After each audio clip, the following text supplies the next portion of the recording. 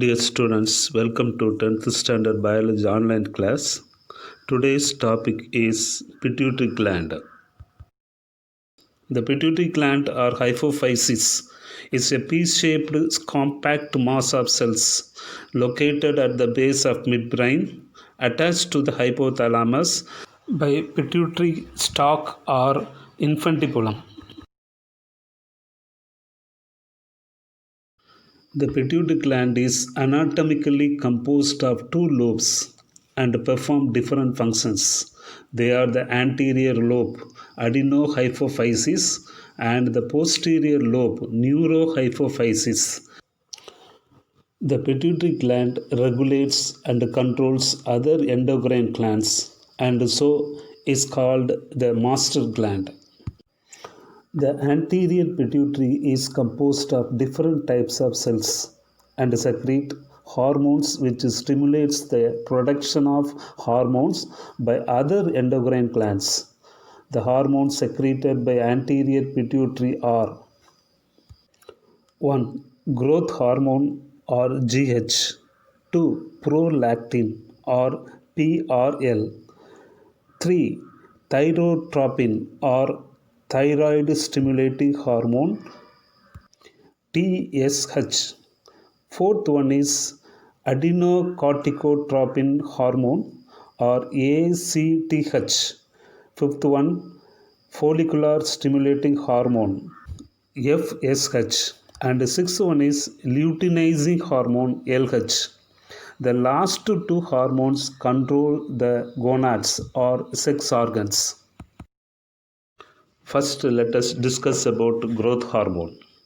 Growth hormone promotes the development and enlargement of all tissues of the body. It stimulates the growth of muscles, cartilage, and long bones. It controls the cell metabolism.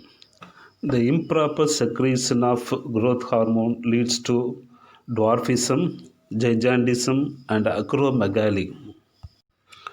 Dwarfism is caused by decreased secretion of growth hormone in children. The characteristic feature are stunted growth, delayed skeletal formation, and mental disability. Next, gigantism. The oversecretion of growth hormone leads to gigantism in children. It is characterized by overgrowth of all body tissues and organs. Individuals attain abnormal increase in height. Next, acromegaly. Excess secretion of growth hormone in adults may lead to abnormal enlargement of head, face, hands, and feet.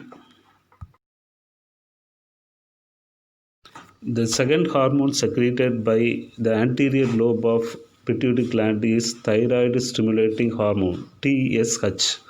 TSH controls the growth of thyroid gland, coordinates its activities and hormone secretion. The third hormone is adrenocorticotropic hormone ACTH. ACTH stimulates adrenal cortex of the adrenal gland for the production of its hormones. It also influences the protein synthesis in the adrenal cortex. Next, gonadotropic hormones. The gonadotropic hormones are follicle stimulating hormone FSH and luteinizing hormone LH, which are essential for the normal development of gonads, such as ovary and testes. In male, the follicle stimulating hormone FSH stimulates the germinal epithelium of testes for the formation of sperms.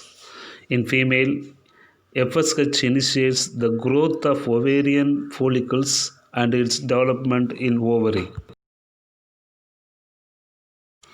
In male, the luteinizing hormone LH promotes the Leydig cells of the testes to secrete male sex hormone testosterone. In female, LH causes ovulation, that is, the rupture of mature Graafian follicles to release the egg. LH also responsible for the development of corpus luteum and production of female sex hormone estrogen and progesterone.